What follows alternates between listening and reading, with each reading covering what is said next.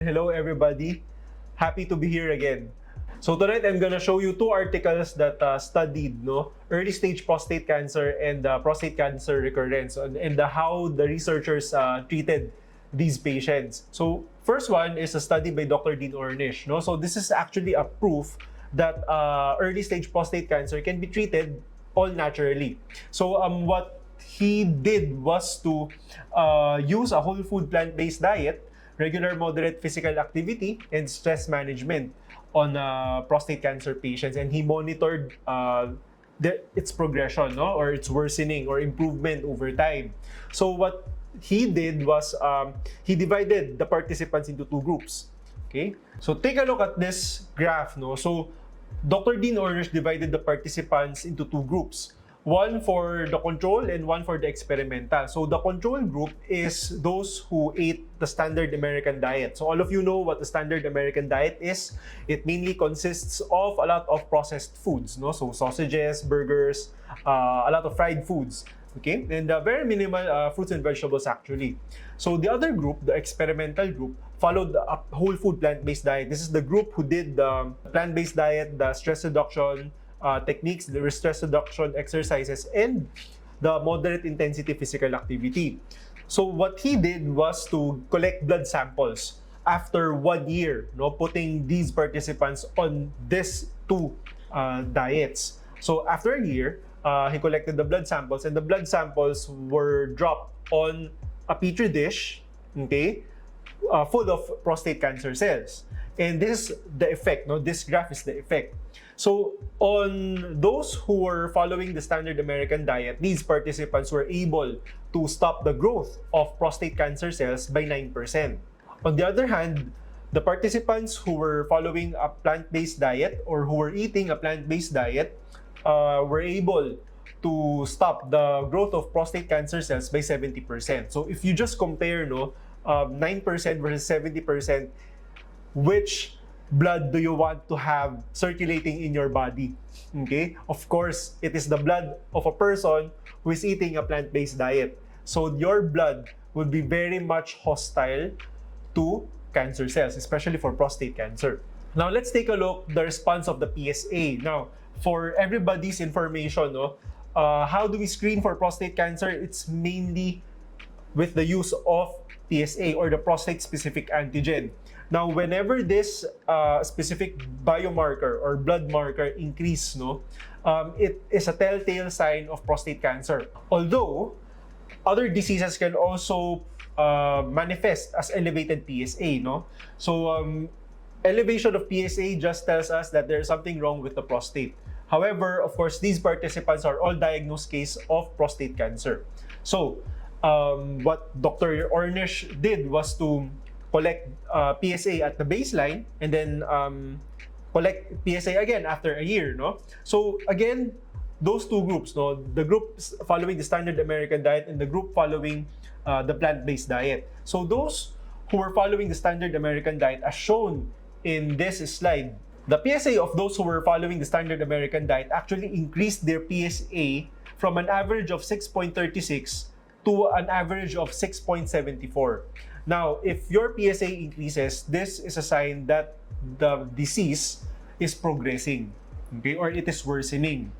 Now, on the other hand, those who were following a plant-based diet, from an average of 6.23, it decreased to an average of 5.98. Okay? Now, a decrease in PSA means that the disease is improving. So this is actually an evidence that early stage prostate cancer can be reversed with just natural means. Now, what if you already have an advanced type of prostate cancer? Like in this case, this article actually talked about the influence of diet in conjunction with stress reduction and its effect on prostate cancer recurrence. So, this study actually studied 10 participants. However, although the sample size is quite small, however, once we study this further, you'll realize that this is actually a very important study. Okay? So, for this, they monitored fiber intake and the PSA. So this table describes the fiber intake of the 10 patients. Now, how did this group do? No, prior to the study, this group actually had very low fiber intake. After the program, only 4 individuals increased their fiber intake, highlighted in blue. Okay, so let's take a look at subject 2, who had the greatest increase in fiber intake, and subject 9, who had the greatest decrease in fiber intake. This is their PSA change, no, or the change in PSA. So subject 2, or patient number 2, had the greatest decrease in PSA levels, while subject 9 had the greatest increase in PSA level. So this is also a telltale sign that fiber intake has a big influence on the PSA levels. Okay? Now, please mind you, no, these participants are actually participants who have had prostatectomy already. Their prostate was removed completely. So when the prostate is removed completely, what will happen to the PSA? The PSA will be 0 or near 0. Okay? It should be at that level. Now, if you already have your prostate removed and your PSA increased, then that is a sign that the prostate cancer recurred. All right? So as you can see here, no, this is the change in their PSA. All right? Now, if we put all of them together, no, so indeed, the greater the fiber intake, the greater the decrease in PSA levels. This is evidence that a plant-based diet can decrease the rate of PSA increase and may slow the rate of tumor progression in recurrent prostate cancer. Please take these information that you just learned, no, with a grain of salt, okay? Because these participants were put in a very controlled environment, meaning they lived in a resort or in a very in a hotel, no, and they weren't let out. So every day the researchers were feeding them a standard diet, okay, a diet that is designed for the study. However, this cannot represent the real world scenario. However, it is enough for us to know that prostate cancer can be reversed with just natural means alone. Now, how is my approach in the real world scenario? I use natural means, so I use lifestyle change similar to what the researchers did, and also I still refer my patients to urologists and oncologists so you can receive the proper medications, get treated, so you can increase the rate of survivability.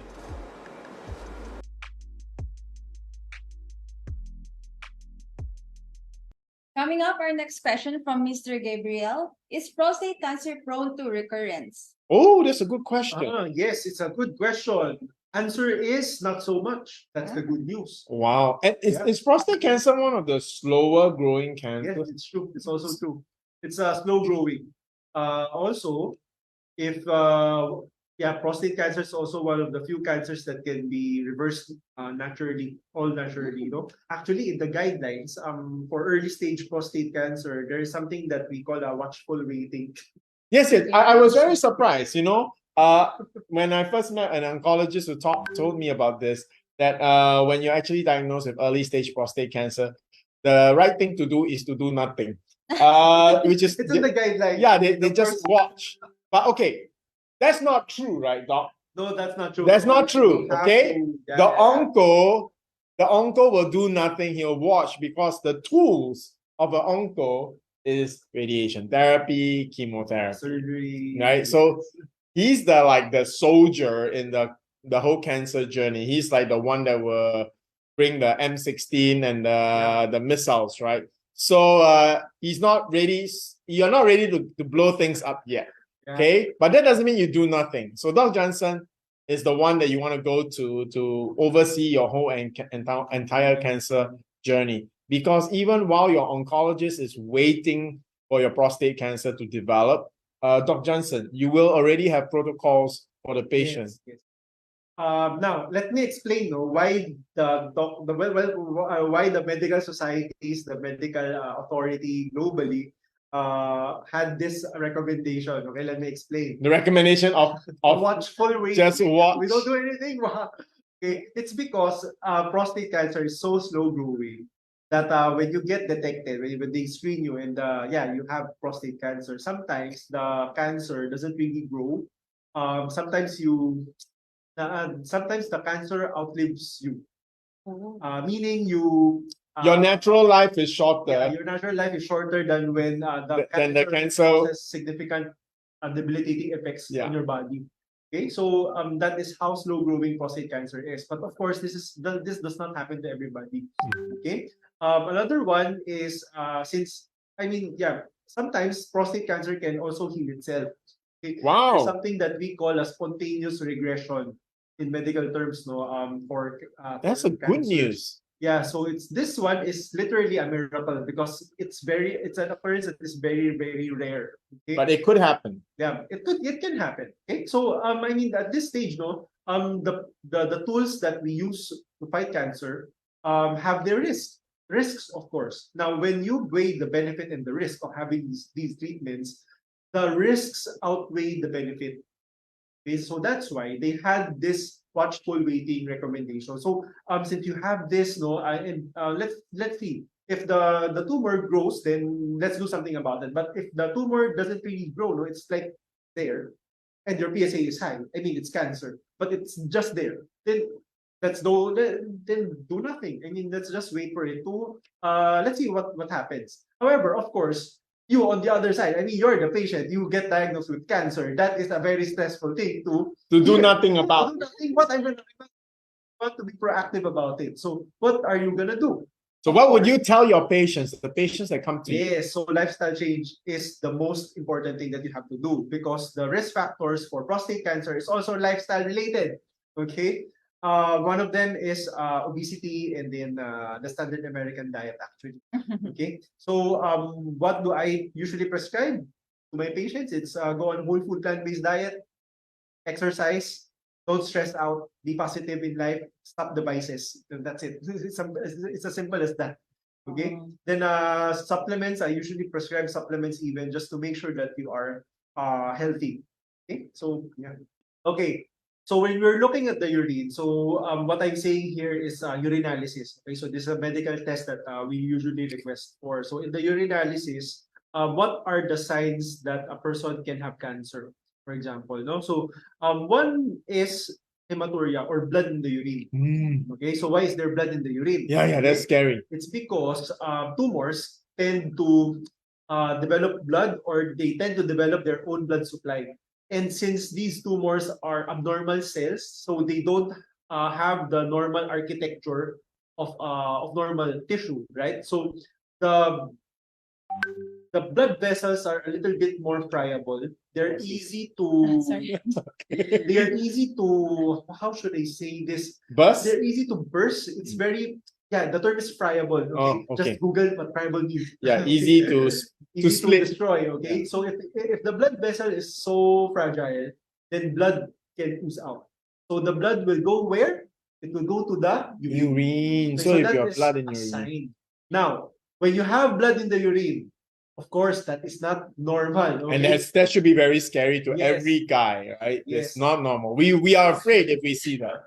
Okay, that is a sign of prostate cancer, but that is not the test to diagnose prostate cancer. Okay, when you have blood in the urine, it's not 100% you have cancer. Okay, no, because there are more common conditions that can have blood in the urine. Yes, Example is kidney stones. Yeah. Okay, that's one. Doc, I once was frightened out of my wits because I had blood in my urine. I realized it's because I drank not very little water and I exercised to an extreme level. Yeah, I googled that. I was so scared because like why is my urine pink in color? So there are many conditions, but at the end of the day, go and see a doctor. All right, go and see a doctor. Yes, so for those of you who wish to have a consult with Dr. Jansen Kalalan, the link to schedule an appointment is in the description box and comment section below. Our pretty healthcare specialist Beth will reach out to you shortly.